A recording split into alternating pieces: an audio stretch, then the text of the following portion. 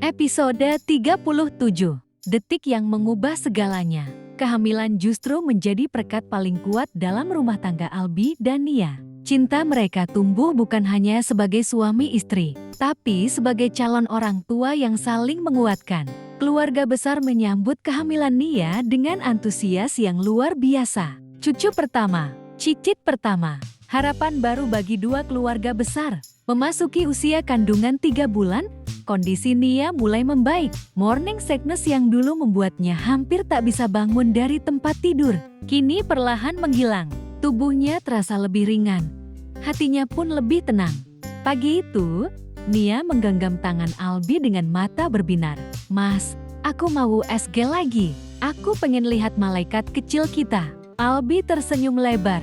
"Baiklah, Mas juga. Mas nggak sabar lihat pangeran kecil kita. Siapa tahu dia seorang putri." Nia tertawa kecil. "Putra atau putri, Mas tetap jatuh cinta?"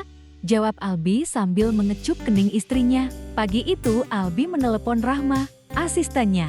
Di kantin rumah sakit, Rahma sedang duduk bersama beberapa perawat dan dokter ketika ponselnya berdering. "Hari ini saya ke rumah sakit," ucap Albi. "Rahma, saya mau mengantar istri USG ke dokter Sisel. Tolong siapkan berkas-berkas penting di ruangan saya. Nanti sekalian saya periksa."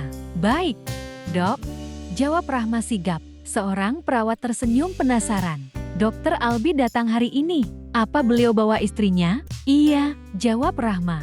"Mau pemeriksaan USG." "Ya ampun, suami impian banget," sahut yang lain. "Sampai rela sering kerja dari rumah demi istrinya." Tawa kecil terdengar, namun mereka tak tahu. Di belakang Rahma, ada sepasang mata yang mengamati.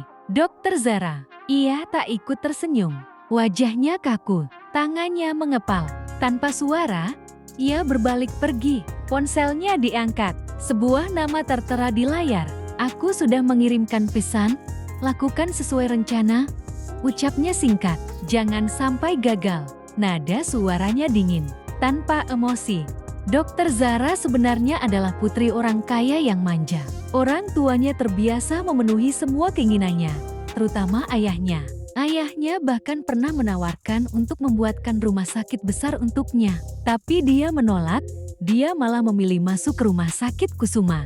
Alasannya hanya satu, karena dia tahu Albi putra Kusuma akan mewarisi rumah sakit itu. Dan dia ingin mendapatkan Dokter Albi, pria yang sudah ia kagumi sejak dirinya berada di bangku SMA. Albi pernah menolongnya saat dia diganggu oleh preman waktu itu. Dan sejak itu Zara sangat terobsesi padanya. Sedangkan Albi tidak mengingat kejadian itu dan melupakannya. Pagi itu Albi dan Nia bersiap berangkat. Albi memeriksa pakaian istrinya dengan teliti. "Jangan pakai hak tinggi," katanya lembut. "Pakai sandal yang nyaman."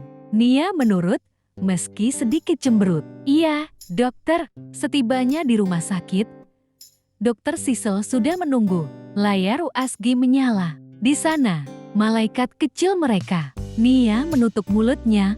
Air matanya jatuh tanpa bisa ditahan. Albi memeluk bahunya erat, senyum tak lepas dari wajahnya. "Itu, anak kita sayang," bisiknya penuh haru.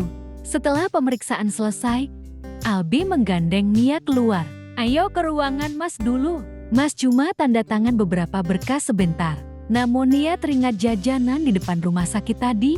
Nia berhenti. Matanya tertarik pada jajanan di seberang jalan. Mas duluan saja ya. Aku mau beli sesuatu sebentar." Albi ragu. "Kamu mau sesuatu? Mas akan belikan."